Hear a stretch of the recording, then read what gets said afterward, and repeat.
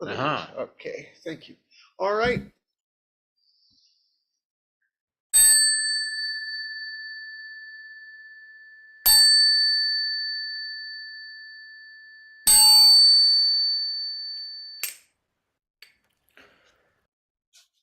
The Dharma, incomparably profound and infinitely subtle, is always encountered but rarely perceived.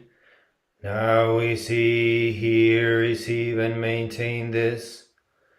May we all realize the Tathagata's true meaning.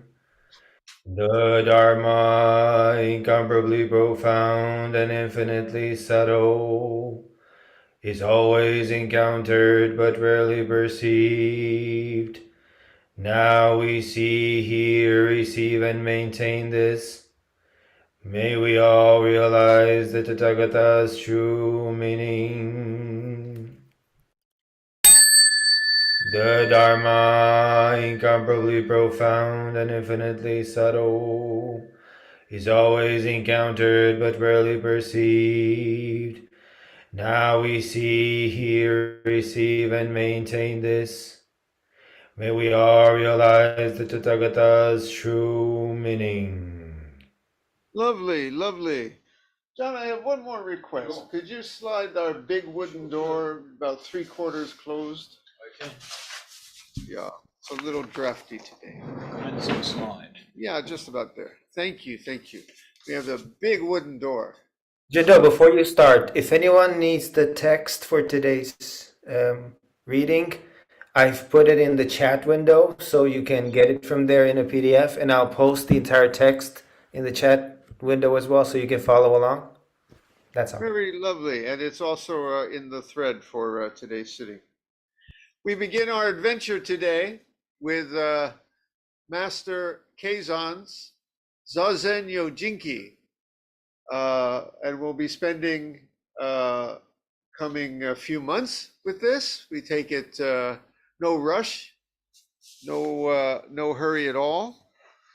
I think you all know Master Keizan because we recite his name at every Zazenkai. During our dedication, you'll hear right after we dedicate the merits of this practice to. We dedicate to Master Dogen, of course, but then to Shoji Keizan, honored one. That's him.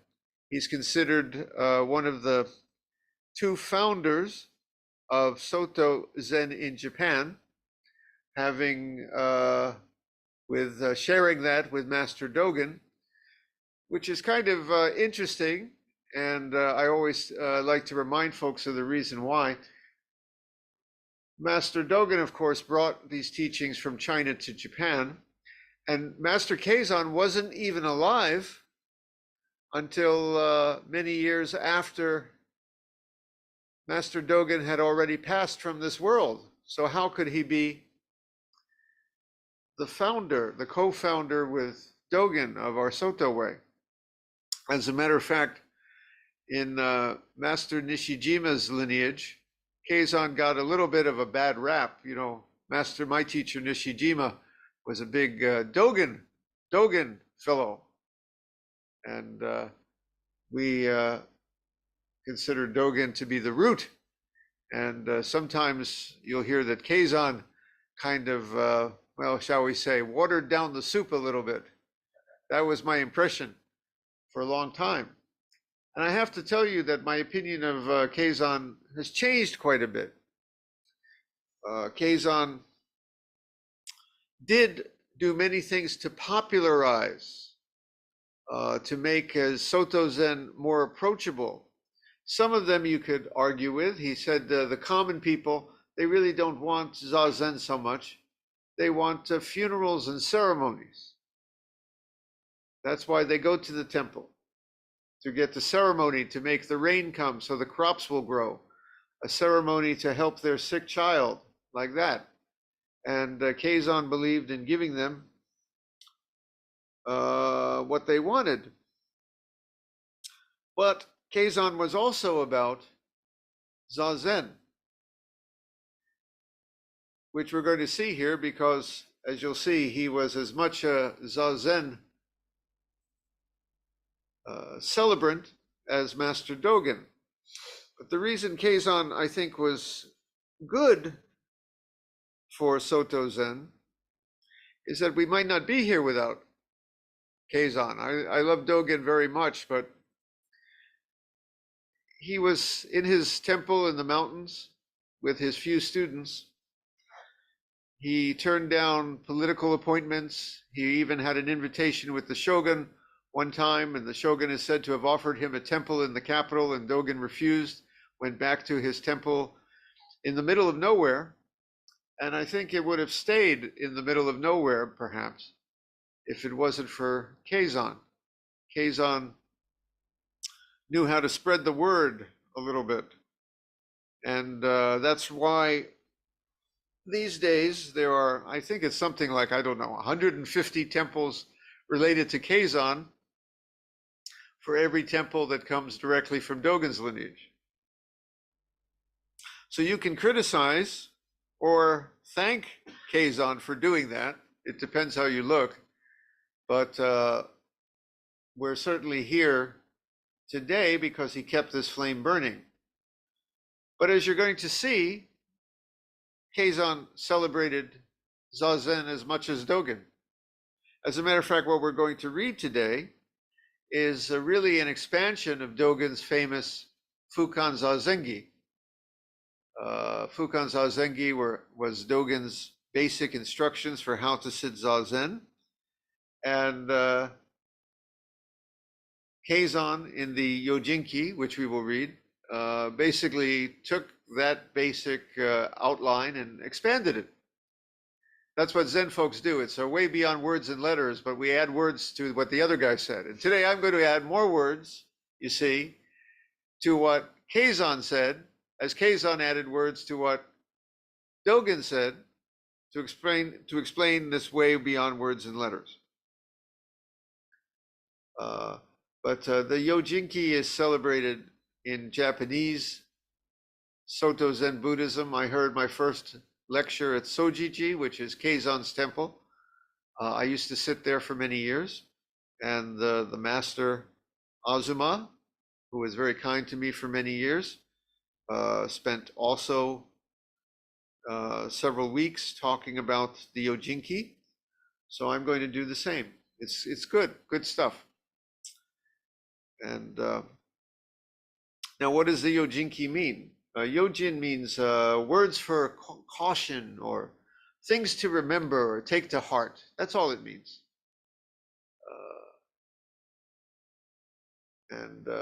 So these are things to take to heart.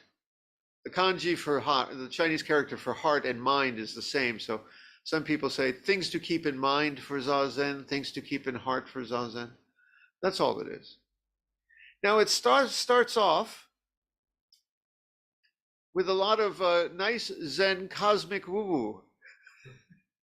You know, it's good, but I assure you in the coming weeks, Keizan also gets as practical can be, basically telling you what kind of socks to wear or you know, what to do in all number of practical situations. But it starts off today, shall we say, with your original face.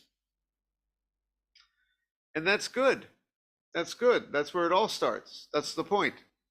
The practical is the cosmic, and the cosmic is the practical, you see. Some folks say, I come to Zen, though, you know, I'm not that interested in that. I just want to find maybe how to relax a little bit, you know. And I like to remind them that, you know, that's fine. You know, doing a little meditation, this mindfulness meditation that's so popular, that's really good. You know, you had a busy day, you want to come and relax. But you know what the ultimate relaxation is? What Master Keizan's talking about today. Why? Get a pencil, it's mathematical. You can relax in this world of divided things, in which you get up in the morning, you got places to go, people to see, you got troubles, you got the other people, some of them drive you crazy, Kaitan's got his knee today. Doshin's off to one thing. The lizard's sick. Doshin's a big lizard guy. He collects them. You still got the lizards, Doshin? You bring some with you? You got 2 of them? Okay. I hope they're well. Let's dedicate today to our lizard friends. Onsho's got his messy windows. You know, it's a world of things and troubles.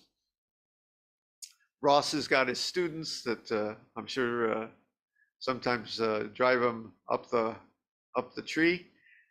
We live in a world of divided things, and sure, you can come to relaxation here and just relax a bit, but the ultimate is to realize a reality beyond all the crazy things.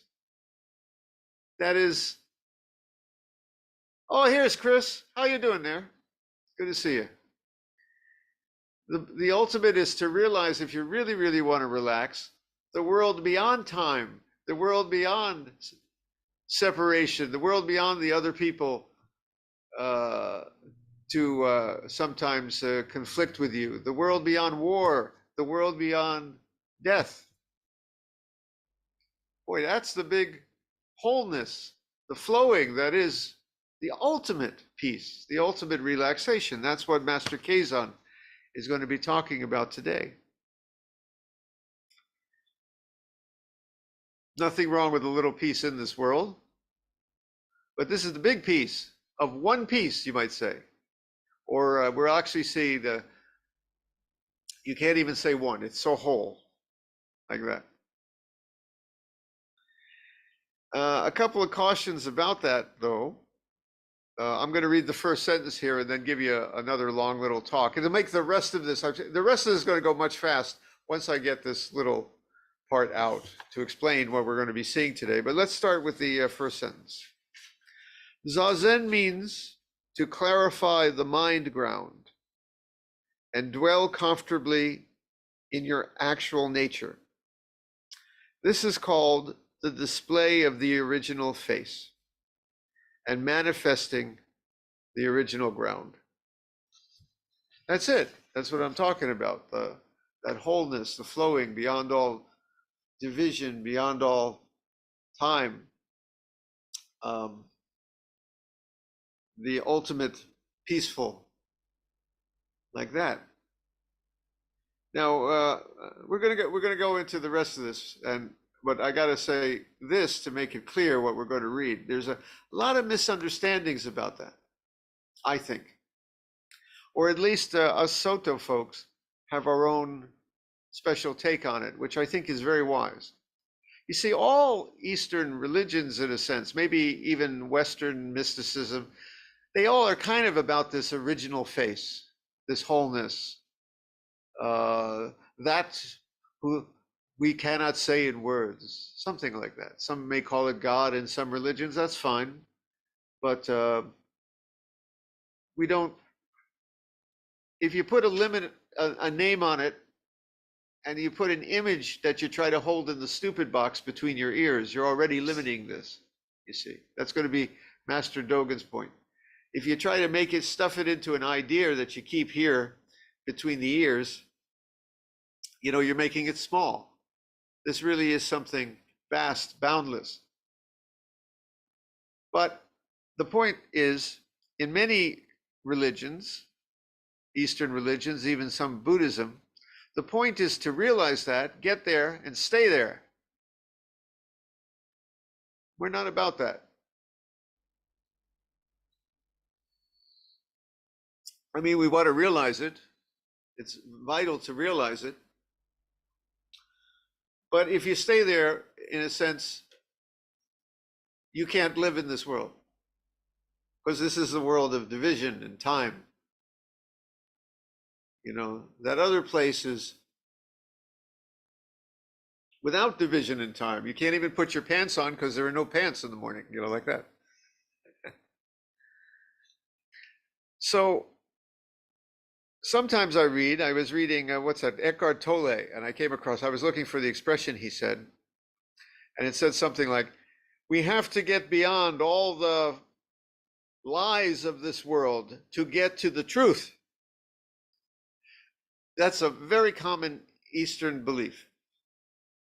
this world of division and time and chaos and war and peace and sickness and health is a lie. It's a delusion. And we must get to the reality, which is only this wholeness. The Soto's and Master Dogen's perspective, and Keizan's too, a little more subtle than that. And it's something like this. When you realize, you have to realize this wholeness, but once you do, you realize this divided world was this all along in other guise. And well, it's still a mess, don't get me wrong. And you still have sick lizards and students who drive you crazy and dirty windows and war and all that other stuff.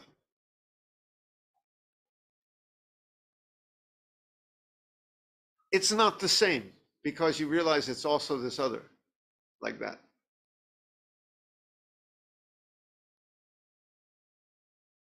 And I think that's a much more practical way to find peace in this world of chaos.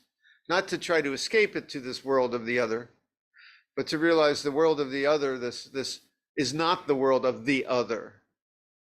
It's right here all along when you realize it, even though this world is still crazy like that. Got my point? So let's go into how Master Keizan expresses this. So Zazen means to clarify the mind ground and dwell comfortably in your actual nature, called by many things like your original face before your mother and father were even born, right? This is called the display of the original face, manifesting the original ground, the ground from which all of this springs or is in other guise. In Zazen, both body and mind drop off. Now, Master Dogen said the same expression. Our way of Zazen is for body and mind to drop off. That means that the separation of you think there's your body and your mind that's separate from the rest of the world drops away. I often add an asterisk in this practice. Even if you don't have a big dropping away, you know, they call it like kensho. You can experience that where you get a big dropping away. We still experience through Zazen what I call a softening of the borders. The hard borders between self and other somehow become permeable. And you see the outside is just the inside flowing out, and the inside is the outside in, like that. So you can have a big dropping. It's real, you know, and not only from Zazen, you can have it, scientists have shown if you put electrodes certain parts of the brain, you can actually stimulate that. And frankly, some drug experiences may do that too. It's kind of a dead end for us, you know, like I said, beautiful place to visit, can't live there. But yes, you can have a real dropping away where you realize, oh, I'm inside this body and the world is out there. No, it's one thing like that. Okay. But anyway, your body and mind drop off and you will be beyond such forms as sitting or lying down. Also, Master Dogen said this, and a very strange expression to begin an instruction for Zazen, which is how to sit. Wait a second, you're going to spend the next many months telling us how to sit, and the first thing you say is it's beyond sitting or lying down? What does that possibly mean? Again, like many things in Zen, you look at it both ways. We sit to realize it's not just about sitting, it's about everything. All the traditional postures, when they say sitting and lying down, they mean standing, walking, flying through the air. Whatever you do, it's that. It's everything. It's not limited to this, which is not that. It's not limited to me, which is not you. It's not limited to up, that is not down. It's not limited to yesterday, which is not today, which is not tomorrow. And yet we sit very still in Zazen right now, to realize this, that it's everything like that. So of course we sit Zazen to realize that it's really beyond sitting or standing or lying down. As a matter of fact, it's always, whatever you're doing during your day, driving a car, it's driving a car. Making lunch, this original face is making lunch. With your hands in your kitchen, asterisk, you in the kitchen and the whole universe are not as separate as you think you are. You're the kitchen come to life making lunch. The kitchen is you also come to life. And the whole world is like this. So it's beyond these opposite forms. It's free from considerations of good and bad. We drop our human preferences and judgments. What I like, what I don't like. This is a good thing. This is a bad thing. This is the good candidate. That's the bad candidate. This is the good side in this war. That's the bad side.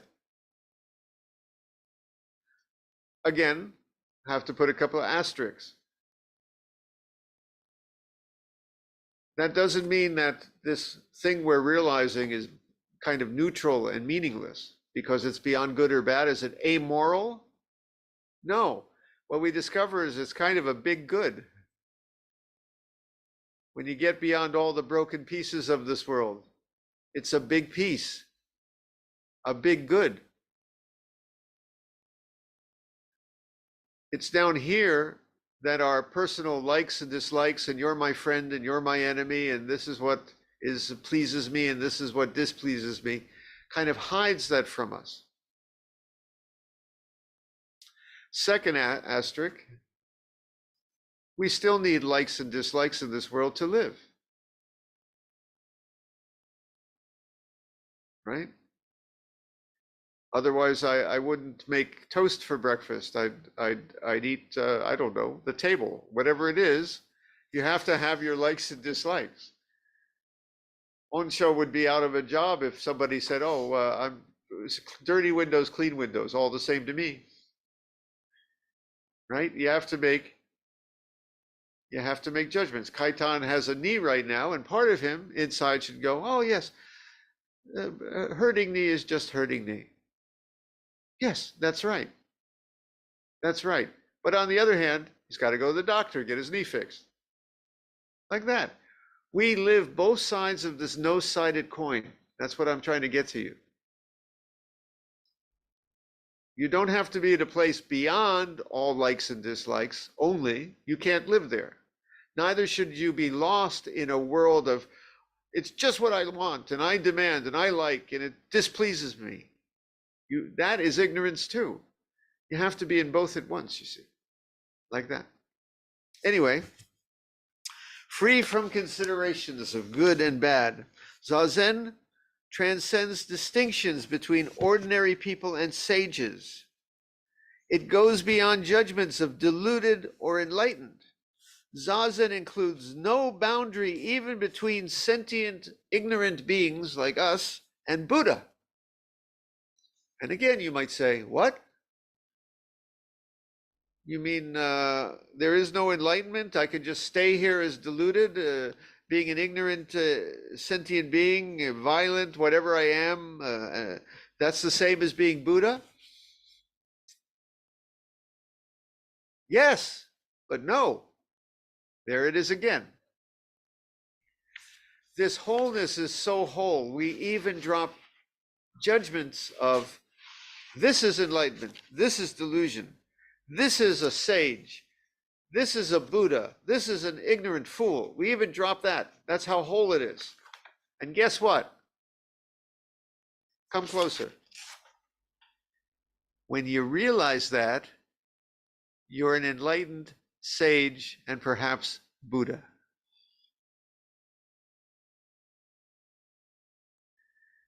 And Master Dogen would add, but we don't stop there. Buddhas go beyond Buddhas, Dogen used to say. What does that mean? Coming back to this world of all its troubles, endless delusion, that's where the rubber really meets the road of our practice. That's where Buddhas really need to be Buddha every day. You don't just realize the state beyond all things again. You come back to this world filled with delusion. You somehow apply the gentleness, the wisdom of a Buddha down here in the mess. And that's where you're really a Buddha in action, not a Buddha lost in the wholeness and the clouds, you see. Some people think when you realize this enlightenment, you're done, you're out of here. Everything, suddenly this world, no problem anymore. You're just an enlightened being. You're now Buddha. Everything is peace and enlightenment. You have no troubles anymore. Come closer. That's Buddha bullshit. Copyright that, Bjorn. That's Buddha bull. Buddhas then come back to this world and apply the great peace down here in the mess. Apply the deathless down here in the world of birth and death, you see. So Buddhas see enlightenment in ignorance after ignorance, as Dogen would say. Okay? Therefore, put aside, during Zazen, put aside all affairs, let go of all associations and attachments. When we're sitting, you put down your thoughts of tomorrow, your worries. You put down the resentment or the sadness about what happened yesterday. You put down your responsibilities for a time and you feel free. There's nothing to do. Nothing needs be done. Zazen is a wholeness so whole, nothing lacking, that nothing needs to be done. That's the next phrase. So do nothing at all. I don't like that so much. I like the phrase, I would express it better as experience that nothing needs to be done. Except the world is already this, whatever it is, whole. Your sitting is whole and complete. Nothing needs to be done. The six senses need to produce nothing. What you see, what you hear, nothing's lacking, you see.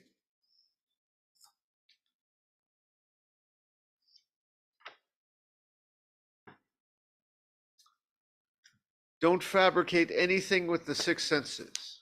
We don't sit there wallowing in thoughts and judgments. We just sit in the wholeness and completion of it all. This is our experience of Zazen. Then we gotta come back again. This is where the rubber meets the road of Buddhahood. We come back to this world where we have to do stuff. We have places to go and people to see. We have to have associations. We have to have some attachments. I fed the cat this morning because I love the cat, like that. You know, this is how we have to get through life. We have to have affairs to deal with. And we realize it's all one great thing, you see. So what is this I'm talking about? Is it, should we call it Buddha? Should we call it the emptiness? Shall we call it Buddha nature or the one, or what do we call it? And this is where the Zen fellow says, don't try to stuff it in a box and put a label on it. Because when you're talking about the wholeness, don't make it small. Asterisk, it is the smallest thing and the biggest thing, which Master Keizan's going to say. It's literally the smallest atom, the smallest grain of sand, all the stars in the sky. But it's beyond big or small too. It's everything, everything. So what is this? Its name is unknown. It cannot be called just body. It cannot be called just mind. Trying to think of it, the thought vanishes. Trying to speak of it, words die. It is like a fool, an idiot, but also like a sage. I think that means that, you know, a fool doesn't get all up in his own head trying to explain things and just experiences. I once went to a baseball game with a friend of mine who, well, I wouldn't say he was this kind of a simple guy, but he loved baseball. Actually, he was I think he had a little disability, and he was a simple fellow, we would say, but he loved baseball. So if you went to the baseball game and you tried to talk to him, what do you think of the pitcher? What do you think of, this, or what's that batting average? I don't think he had a slight any idea of it. I don't even think if he really maybe knew the rules of the game, except, that he had his team, and he loved baseball. Couldn't explain the first thing to you about it. Barely could speak, the guy, but loved baseball, just to watch. Like that. We can be like that about the universe. Our simplicity is actually sage-like. Now, it is as high as a mountain or as deep as the ocean. It's everything. But notice, it's a mountain without a peak, ocean without depths. Don't try to limit it. The ocean has a bottom, the mountain has a top, right? The one, I'm looking at Scuba Mountain over here. There's a top to it, it ends. This is a mountain that has no top. The ocean with no bottom. That's how vast this is. Boundless, boundless. Its brilliance is unthinkable. It shows itself silently. Between sky and earth, between heaven and earth, everything, only this whole body is seen. Look around. Look at the doorknob over there, the curtain. Look at your cat. Look at one of your lizards there, Doshin. You're seeing it. You are seeing it. Look at the beard in the hair in your beard, my friend. It's right there. My cup of tea. Nothing escapes. This one is without comparison. It's even beyond life and death. He has completely died. When a Zen master says something like that, that usually means that's why he's truly alive, because he realizes something that's beyond life and death. Eyes clear. He stands nowhere because there's no one particular place, and thus everywhere, every place. Here, there, in Chris's house, on top of Daimon's head, everywhere. Except with Shujin. Shujin, not you. I'm just kidding. Even with Shujin, it's all there. Where is there any dust? Looking around here, I could have done a better job dusting today. Tommy, I got up a little late today. Please excuse me. I usually dust before we have our Zazenkai, and I was a little late today, and it's a little dusty, but it's in every grain of dust. The dust usually means the delusion in this world that clouds our eyes too, right? The dust, the hate, the ignorance, the violence. This is the dust of the world. It's hard to see, and we must avoid the violence and the greed and the anger and the war. We must, but it's that too. Even as we try to stop it, even as we try to fix the problems of this world, it's that also. Nothing is left out. It's Kaitan's aching knee, even as Kaitan goes to the doctor. Like that. Where is there any dust? What can obstruct such a one? Clear water has no back or front. Space has no inside or outside. We usually think of everything as back and front, has a back and a front. My hand has a back and a front. There's up and down, inside and outside, because it's a world of division and dimensions and geometry. I'm here, you're over there. This has no back or front, no inside or outside, asterisk. It's also every back and front, every up and down, every inside and outside.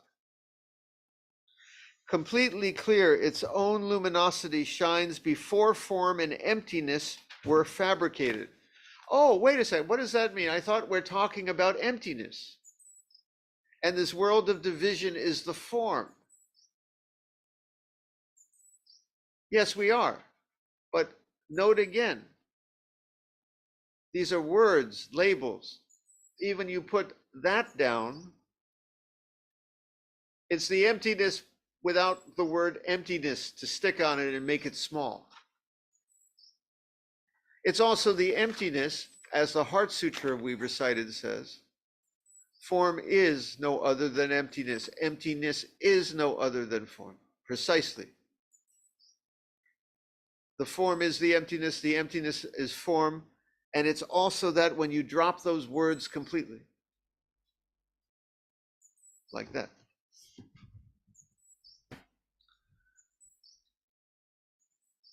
Objects of mind and mind itself have no place to exist. Now he's going to, by the way, tell you why some people say it's the mind, but he wants to remind you that even that's a label, a word to put on this. This has always already been so, but it is still without a name. The third patriarch, Sangsan, great teacher, temporarily called it mind, and Venerable Nagarjuna once called it body. Enlightened essence and form, giving rise to the bodies of all the Buddhas. It has no more or less about it. I like this other translation I found, I think by Matzo, forget which one it was, Cleary maybe, has neither lack nor excess.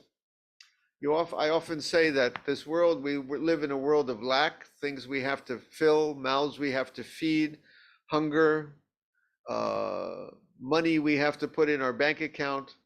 We live in a world of lack. We also live in a world of excess, too much smoke in the air, too much violence on the TV.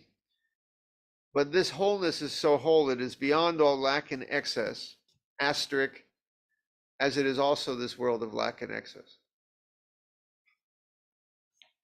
This is symbolized by the full moon, but it is this mind which is enlightenment itself. The full moon is the traditional symbol for this wholeness, this illumination, this light.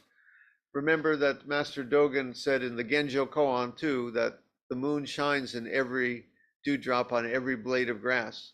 In other words, that wholeness is fully contained in everything of this world. It's our Elvis Presley tribute moment.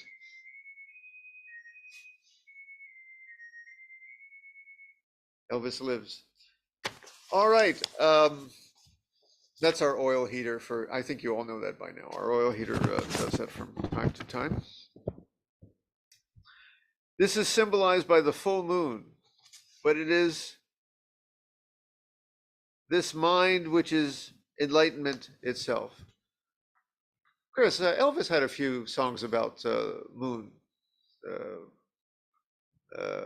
Yes, I mean, I'll post those later. Anyway, getting off track. The luminosity of this mind shines throughout the past and brightens as the present. It's truly timeless. Nagarjuna used this subtle symbol for the samadhi of all the Buddhas, but this mind is signless. It's not a thing with borders. It's not a thing with just appearance, though it is all appearances. All appearances. It's non-dual. The differences between forms are only apparent. They only seem to be so. Just mind, just body. Difference and sameness miss the point. He said it's not the mind, it is not the body, but now he's coming back again. Yes, it is the mind, it is the body, it is all the difference in this world. Body arises in mind, and when the body arises, they appear to be distinguished. Then he says, only mind, only body. This is an alternate translation. Only mind, only body. Their difference and sameness are not the issue. mind changes into body, and when the body appears, they are distinguished. I think what he's getting at is sometimes Zen masters make the point is that our mind, the small mind here between our ears, is this mind that cuts things up into little pieces. There's a fellow, I think he's a physicist or a neuroscientist named Hoffman, who says that our view of this world is kind of as false as seeing like the icon on your computer desktop that actually is a summary for your brain to handle of all the complex electronic processing that is going on in all the chips in the computer.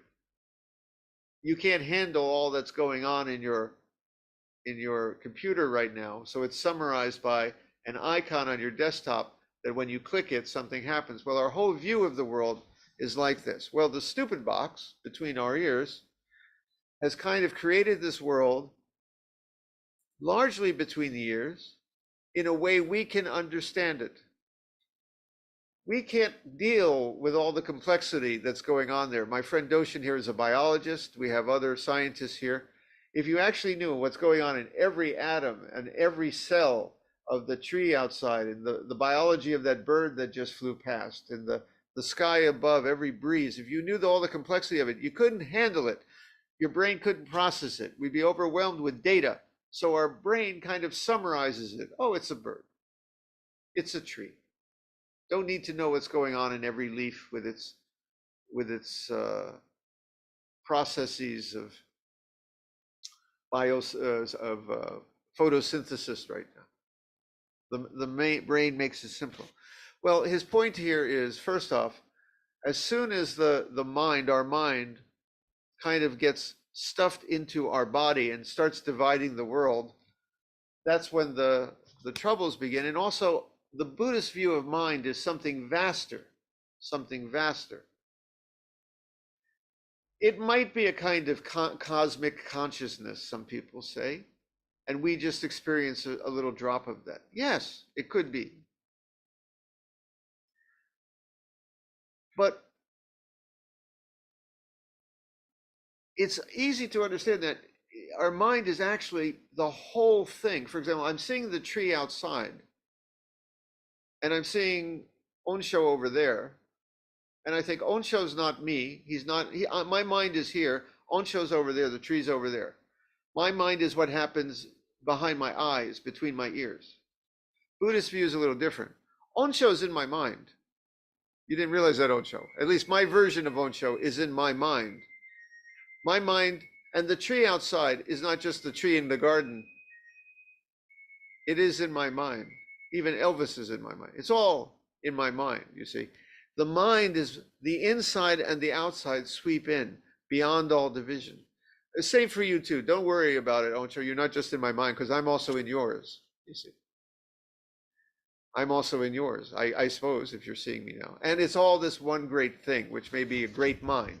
This is one of the traditional ways that Buddhists would view this. So, where was I?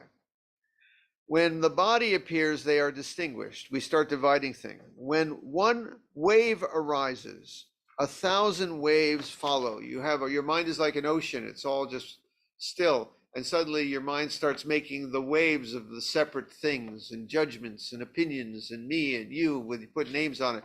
When one wave arises, they all start arising. And we've suddenly taken the one ocean, and it's now a twirling, complex, storming sea, like that. So when one wave arises, 1,000 waves follow. The moment a single mental fabrication arises, all the numberless things of the universe arise. We break up the wholeness into all its little pieces, you see, right here in the head. Because we need all the little pieces and the judgments in order to live and survive. But it's hard you can't live in the wholeness, but don't lose the wholeness. That's the point here. Now, the next things he's talking about are the old equivalent of saying, like, it's the periodic table, it's all the organs of the body, it's all the senses, it's all the things that we use to divide the world into pieces. So the 4 elements and 5 aggregates, that's the traditional version of the periodic table, basically. The 4 limbs and 5 senses of the body appear, and on until the 36 body parts. That means the eye and the thing the eye sees, what the tongue and what the tongue tastes, like that. Okay? And the 12-fold chain of interdependence. No time to talk about all that. It just means suddenly, of course you have eyes, of course you have a tongue, of course you got a brain, of course you have a hand, of course there's we have a chemist here, Keizan. You're not out of a job. There is a periodic table. You can still deal with your atoms and molecules. Don't worry about it. Just remember, there's also the wholeness that sweeps it all in. It's our mind that also gets lost just in the division, just in the separation, just in the world of the senses, just in the world of the parts, not the whole, like that. Once fabrication arises, it develops continuity, but it still only exists through the piling up of the myriad dharmas. Dharmas here means phenomena. Suddenly we got a world of all this stuff and things, and complexity. That's the process he's talking about. Because the mind that was just the ocean started making all these waves, and we're in a world of complexity. It doesn't mean they're not out there really. It just means that we create this world only of separation and division and different things, and we can get lost there. So he says it directly. The mind is like the ocean waters, the body like the waves.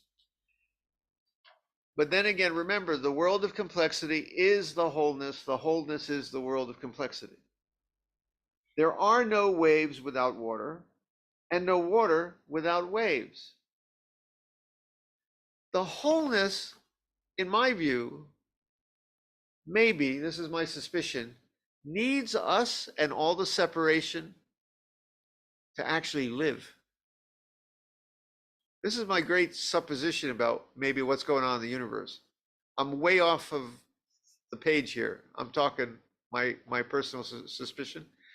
The wholeness could not live, experience anything without us, our senses, our stubbing our toe.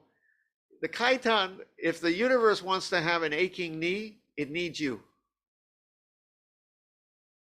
You do it a service. The universe even needs Elvis. Needs the whole thing. So there are no waves without the water, but really there's no water without the waves. Water and waves are not separate. Motion and stillness are not different. So it is said, a person comes and goes, lives and dies, as the imperishable body of the 4 elements and 5 aggregates. This whole world is not something to escape. This whole world is to realize what it actually is and live wisely and gently in it. That's what we fail to do. Don't be in a hurry to get out of this world. Be in a hurry to realize what it really is, this wholeness that is all this mess. And let's do a good job of cleaning up some of that mess.